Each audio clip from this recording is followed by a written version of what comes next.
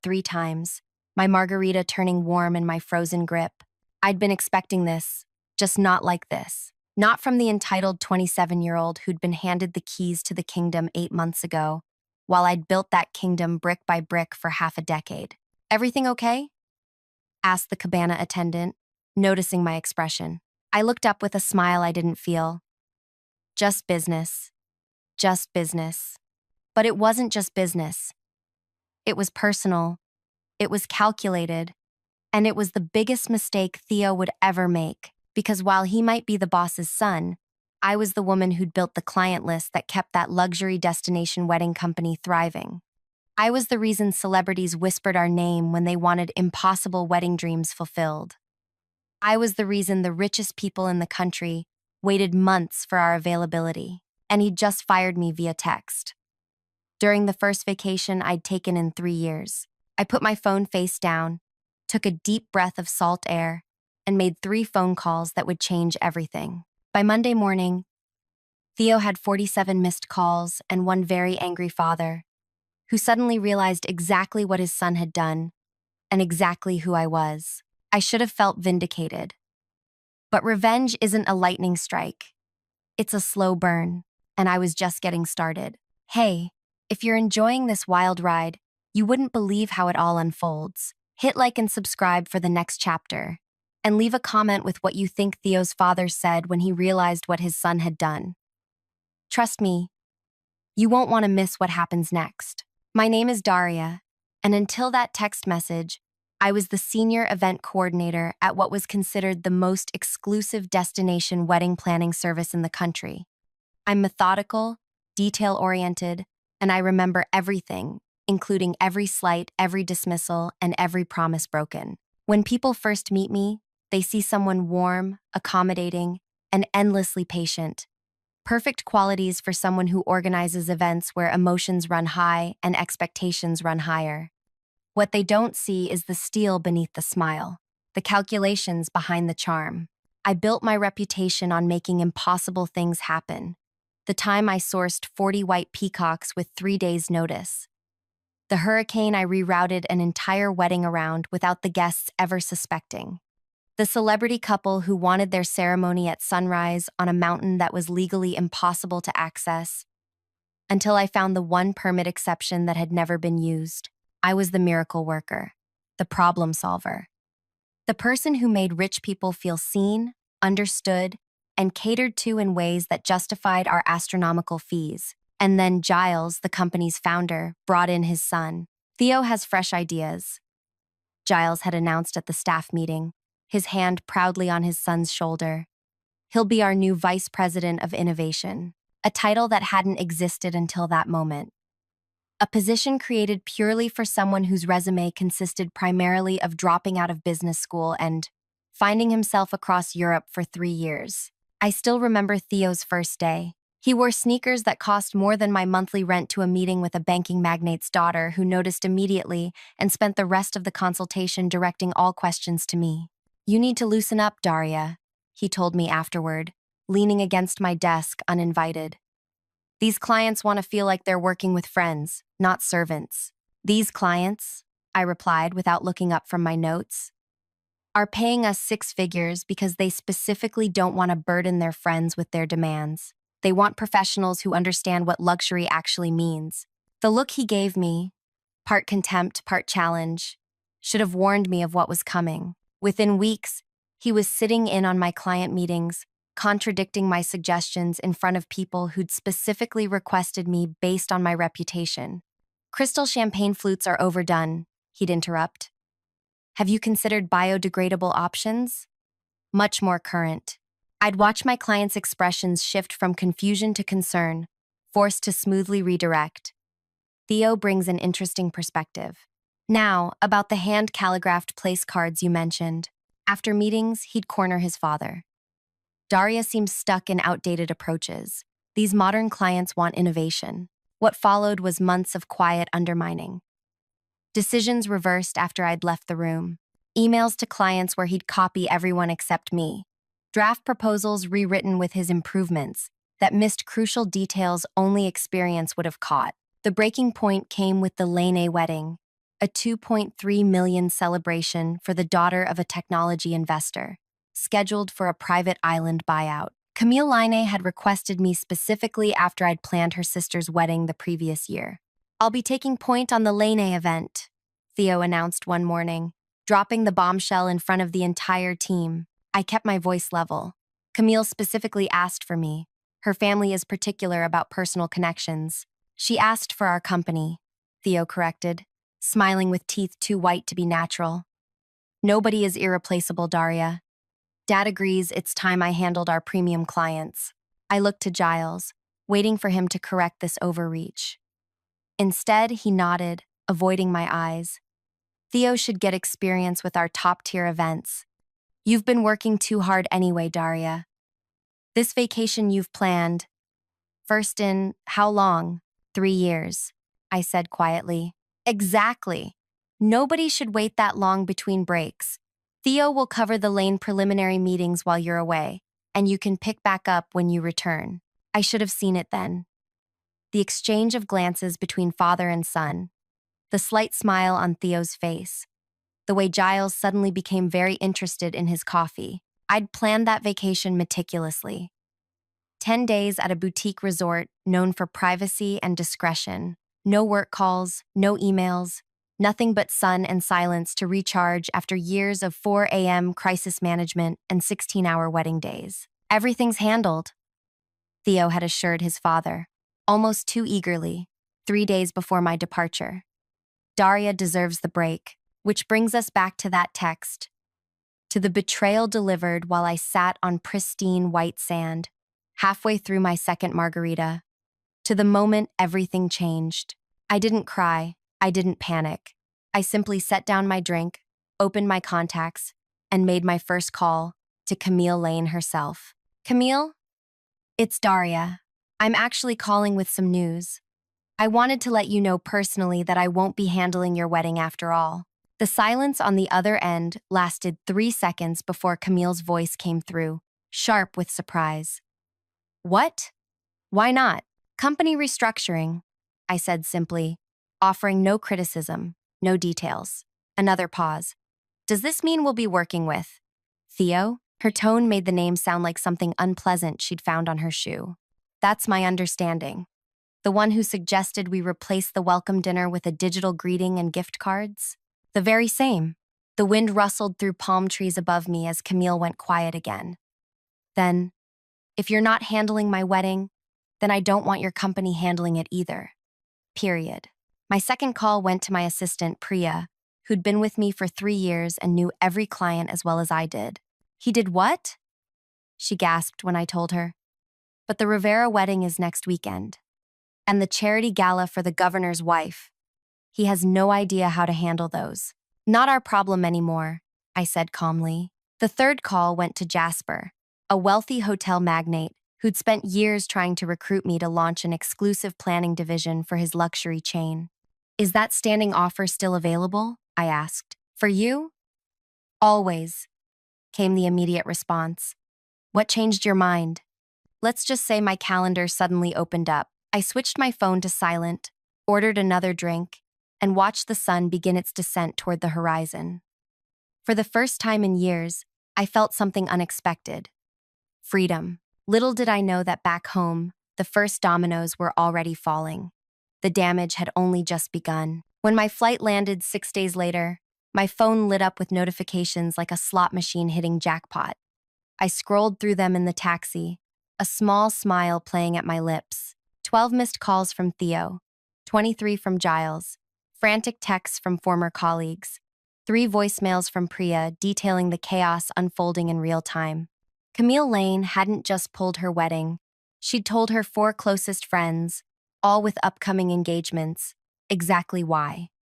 The Rivera family, whose daughter's wedding was scheduled for that weekend, had demanded an emergency meeting after Theo failed to recognize them at a pre-event dinner. The governor's wife was reconsidering options after learning I wouldn't be handling her charity gala. I checked into my hotel, not going home, felt important somehow, like I was physically as well as professionally, starting fresh, and changed into the outfit I'd selected for my meeting with Jasper. As I applied lipstick, My phone lit up with Giles's number. I let it ring 4 times before answering. Whatever he's paying, I'll double it, Giles said without preamble, voice tight with panic. Hello to you too, I replied, keeping my tone light. Daria, please. This is serious. The Lene wedding / pace is no longer my concern. The Riveras barely let Theo through the door. The daughter cried when she realized you wouldn't be there for her final fitting. You have relationships with these people. They trust you. I examined my reflection in the mirror, adjusting an earring. That's the thing about trust, Giles. Once broken, it's nearly impossible to repair. A heavy sigh came through the line. My son made a terrible mistake. He's young, impulsive. He didn't understand what he was doing. No, I corrected, steel entering my voice. You made the mistake. You placed nepotism above merit. You watched him undermine me for months and did nothing.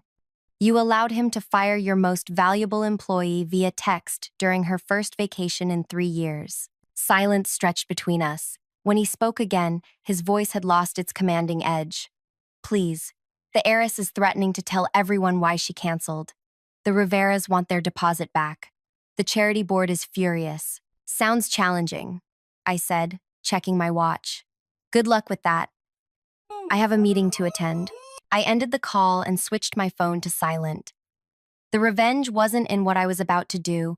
It wasn't what I'd already done, simply by stepping away and letting them feel my absence. Jasper's downtown office occupied the top floor of his flagship hotel, with floor-to-ceiling windows overlooking the city.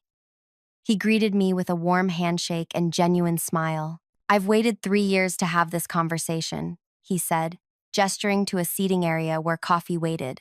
Though I admit I never expected it to happen quite like this. I settled into a chair. Neither did I. Their loss is very much my gain. Tell me what you need to build your dream team. Esco. We spent 2 hours outlining my vision for an ultra-exclusive planning division. By the time I left, I had a contract that tripled my previous salary, complete autonomy over hiring, and a suite at the hotel until I found a new apartment. As I rode the elevator down, I checked my phone to find 17 new notifications. I ignored them all except one. A text from Priya. Can we talk? Coffee tomorrow? The next morning, Priya arrived at our meeting spot with dark circles under her eyes and a resignation letter in her bag. It's a disaster, she said, stirring her latte absently. Theo's running around like his hair's on fire. The Rivera wedding was painful to watch. He addressed the mother of the bride by the wrong name. Twice. I sipped my coffee, letting her continue.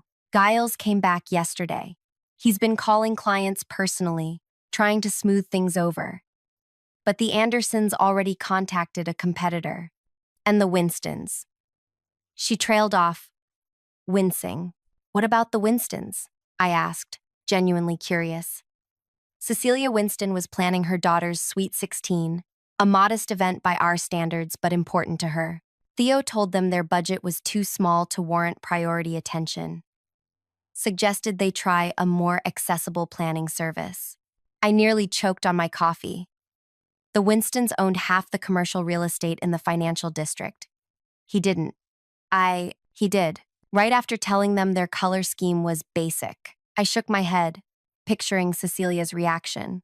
She'd once changed caterers because someone suggested her taste in wine was safe. So, I said, nodding toward her bag. The letter? Priya pulled out the envelope. I can't stay there. Not with him running things into the ground. She hesitated. I don't suppose. I smiled. Jasper approved my hiring budget yesterday. You'd be my first call. Relief flooded her face. When do we start? How's tomorrow? 3 weeks later, we had an office space on the hotel's executive level.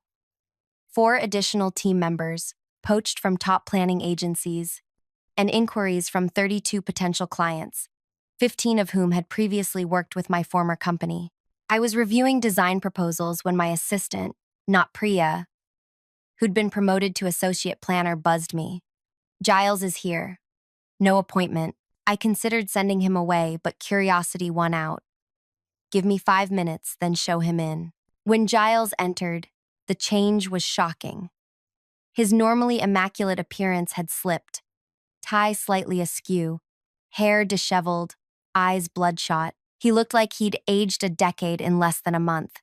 "You look terrible," I said bluntly, not offering him a seat. He stood awkwardly, hands shoved in his pockets. "We've lost 40% of our bookings. The lane cancellation made the industry newsletter. 3 employees resigned this week. I'm sorry to hear that. Are you?" He looked at me directly. "You built a competing business in record time and took our best people." "I built a new business," I corrected, "with people who value talent over connections, who recognize hard work deserves respect, not a dismissal text." He flinched at that. "I've come to make you an offer, a partnership, equal share, your name on the company alongside mine." I laughed, the sound sharp and genuine. "Alongside yours and Theo's, you mean?" "No, thank you. Theo's no longer involved in operations. He's taking some time to reassess his career goals." Translation: Daddy put him in timeout after he burned down the family business. "The offer's generous," I acknowledged. "But 3 weeks ago, it might have meant something. Now, I'm building something that's truly mine. Something where I'll never be disposable." Giles nodded slowly, his expression resigned. "I understand. But if you change your mind, I won't." I gestured toward the door. "Best of luck rebuilding." After he left, I turned to the window, watching pedestrians on the street below. For a moment, I allowed myself to feel the satisfaction of having proven my worth in the most definitive way possible, by my absence. But there was still work to do. My phone chimed with a text from Camille Line. "Heard you're back in business. I still need a wedding planner who isn't completely useless. Dinner tonight to discuss?" I smiled. Sometimes, revenge isn't about destroying someone else. It's about rebuilding yourself into something stronger than before. 2 months later, we handled our first major event, a charity gala for the governor's wife, who'd canceled with my former employer the day after learning of my departure. The evening was flawless, from the hand-calligraphed place cards to the custom lighting that made everyone look 10 years younger. As guests mingled during cocktail hour, I felt a tap on my shoulder and turned to find Theo, looking uncomfortable in a tuxedo that somehow seemed both too tight and too loose. "Didn't expect to see you here," I said, genuinely surprised. He shifted his weight, eyes darting around the room. "Dad's friends with the governor. Couldn't really say no." He hesitated, then added, "Nice event. Thank you." "Look, Daria, I need to check on the dinner service," I interrupted, not interested in whatever half-formed apology he might offer. He reached for my arm but thought better of it when I raised an eyebrow. "I didn't realize what you actually did until you stopped doing it. Dad's had to delay retirement. We've lost half our bookings. 3 planners quit to join you. 4, actually," I corrected. "Mira gave notice yesterday." He winced. "Right. If there's nothing else, was it worth it? Destroying what your mentor built?" The question caught me off guard. "I didn't destroy anything, Theo. You did that yourself when you decided I was disposable." I simply moved on. As I walked away, I heard him mutter, "Could have just quit like a normal person." I turned back. "I didn't quit. I was fired. Via text. During my vacation." Each phrase punctuated with a step toward him until I was close enough to keep my voice low. And for future reference, never confuse someone's silence for weakness. Sometimes, it's just them giving you enough rope to hang yourself. I left him standing there and continued with my evening, directing servers, soothing a speaker's nerves, ensuring the surprise performer arrived undetected. But his question lingered. Was it worth it? The answer came 3 weeks later, when Jasper called me into his office, beaming as he pushed a folder across his desk. "Quarterly numbers," he said. "Your division has brought in more revenue in 3 months than our previous planning department did all last year. The board is thrilled." I flipped through the report, satisfaction warming my chest. "And this is just the beginning. They've approved the expansion plan, additional staff, satellite office in the Hamptons property, everything you asked for." I closed the folder, Perfect timing. We just confirmed the Line A wedding, fully rescheduled with us. It'll be our biggest event yet. Excellent. He paused, studying me. You know, when you first joined us, I wondered if this was just about getting back at your old company. And now? Now I see it's about proving something to yourself. He smiled. Though I imagine the revenge aspect doesn't hurt. I returned his smile. Let's just say it's been a satisfying bonus. That evening, I walked along the waterfront near my new apartment, phone buzzing in my pocket, another call from Giles. The third this week. I let it go to voicemail. The sun dipped toward the horizon, painting the sky in shades of orange and pink. Ahead, a young couple took photos of the sunset, laughing as they tried to capture the perfect shot. My phone buzzed again. Not Giles this time, but Camille Lane with a question about floral arrangements. I answered, smiling as I discussed the merits of garden roses versus peonies. This was what I'd built. Not just a business, but a reputation, trust, relationships that survived because they were based on respect and delivered promises. As I ended the call, a notification appeared. An industry newsletter with the headline, Luxury Wedding Pioneer, Giles announces merger after difficult quarter. I clicked the link, reading quickly. My former company was being absorbed by a larger corporate entity. Giles would stay on as a consultant for 6 months before full retirement. The article didn't mention Theo. Standing there with the dying sun warming my face, I realized that true victory wasn't in watching others fall phase. It was in rising so high they became irrelevant. But the story wasn't over yet, not by a long shot, because Theo had made one critical mistake beyond firing me. One I hadn't addressed. One that would prove far more costly than lost clients or revenue, and he was about to discover exactly what it was.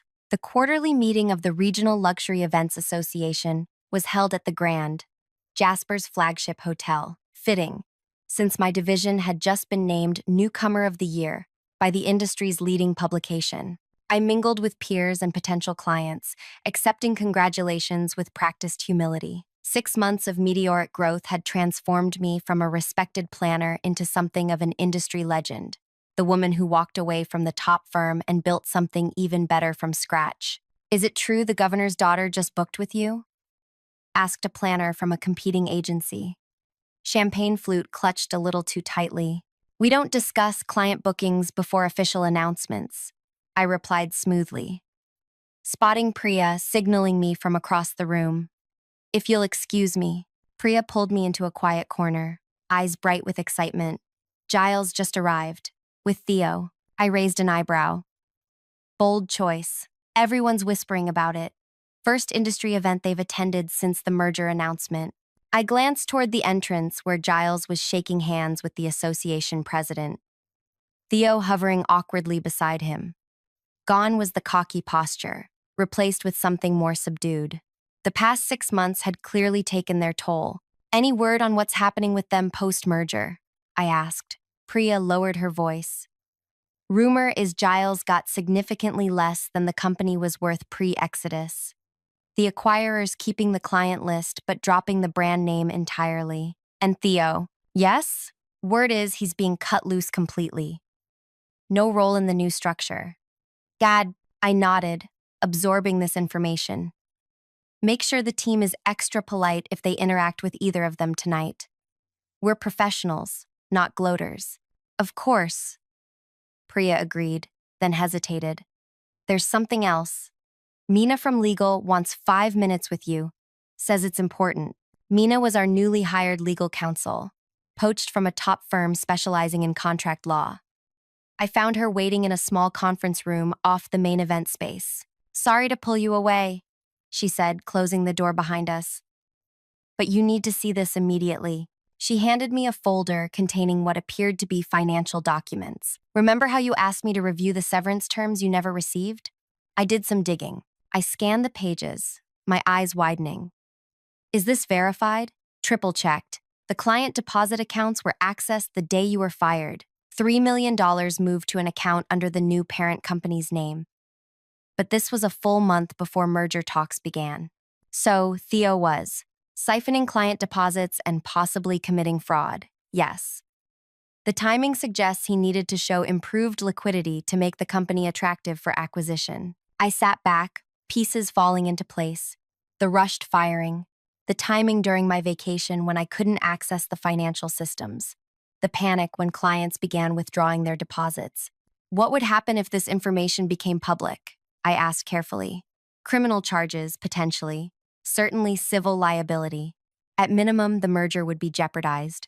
Mina adjusted her glasses. The question is, what do you want to do with this information? I considered my options, mentally calculating the potential outcomes. Let me think about this.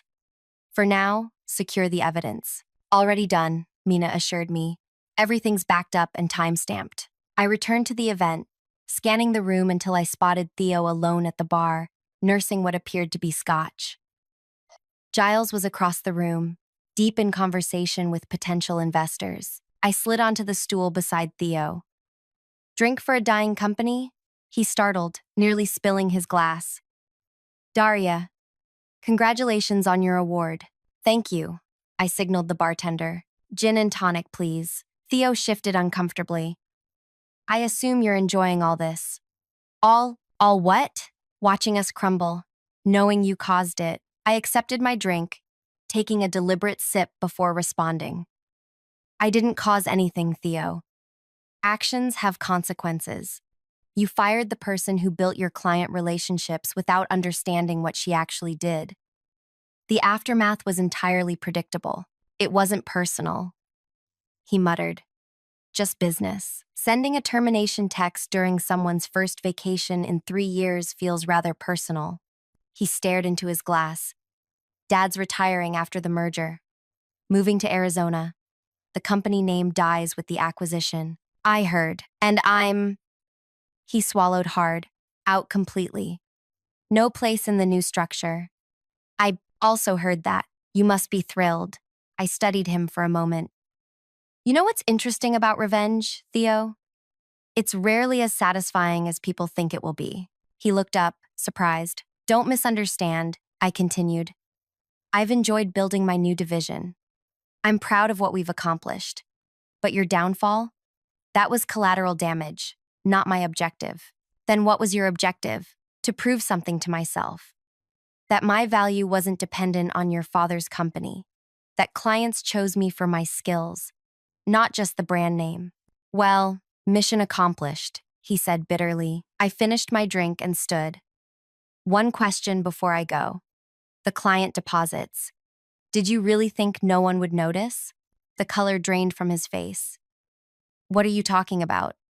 And so, $3 million, Theo, moved the day you fired me.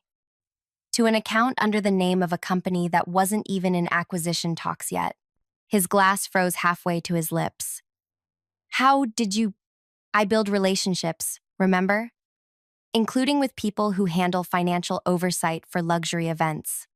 I leaned closer. That was your real mistake. Not firing me, that just got you bad press and lost clients. But financial fraud? That gets people prison time. It wasn't... I was gonna put it back, he stammered. Save it for the investigators. I straightened up. I'm meeting with the merger company's CEO tomorrow morning. They should know what they're really acquiring. Daria, please, panic edged his voice. You can't. The merger's the only thing saving what's left of Dad's legacy. You should have thought about your father's legacy before you started moving money around.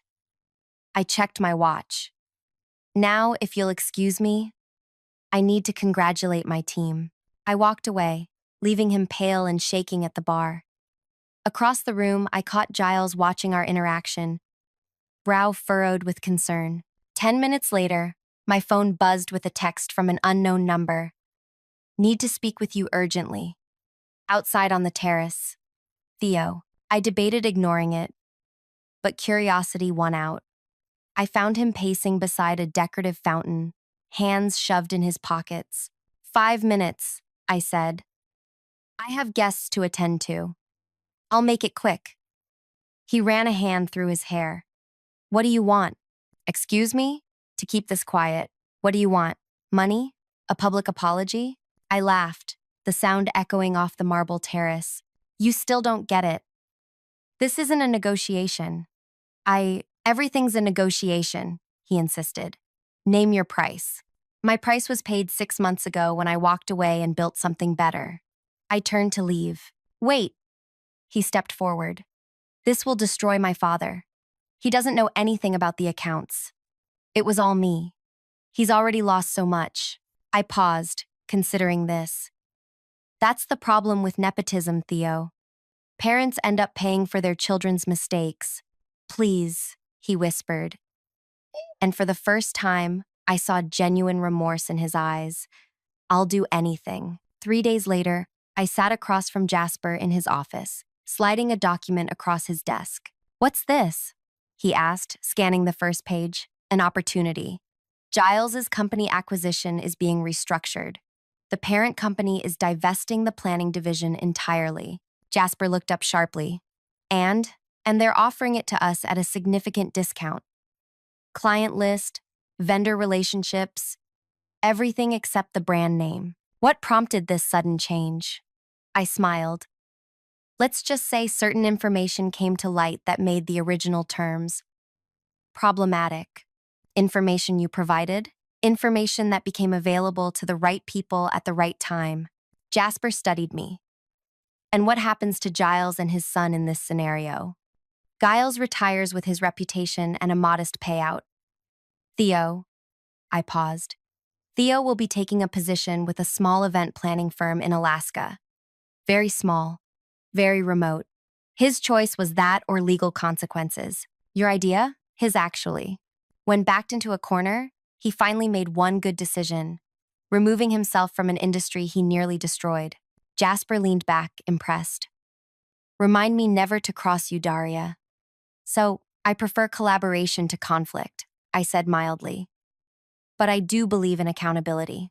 The acquisition was announced 2 weeks later. The press release mentioned Giles's well-earned retirement and the exciting combination of industry veterans and innovative newcomers. No mention of Theo. On the day we officially absorbed the remaining assets of my former employer, a delivery arrived at my office. A single potted orchid with a note, "Thank you for allowing me some dignity in defeat, Giles." I placed the orchid on my windowsill and turned back to my desk, where plans for the governor's daughter's wedding awaited my attention. The revenge that had once consumed my thoughts now felt distant, like a story about someone else. My phone chimed with an incoming call, Camille Lane, with questions about her upcoming wedding. As I answered, I glanced at the orchid one last time. Sometimes the best revenge isn't destroying your enemies. It's building something so magnificent that their absence becomes irrelevant. And then, when they're at their most vulnerable, showing just enough mercy to remind them exactly who has the power. The final victory isn't in making them suffer, it's in making them understand. If you've made it this far in my story, you know what it means to rise from betrayal stronger than before. I'd love to hear about a time when someone underestimated you and lived to regret it. Drop a comment below and share your own revenge success story. And if you want more tales of professional comebacks, sweet karma, hit that subscribe button. Remember, sometimes the best response to "you're fired" is simply, "watch me thrive."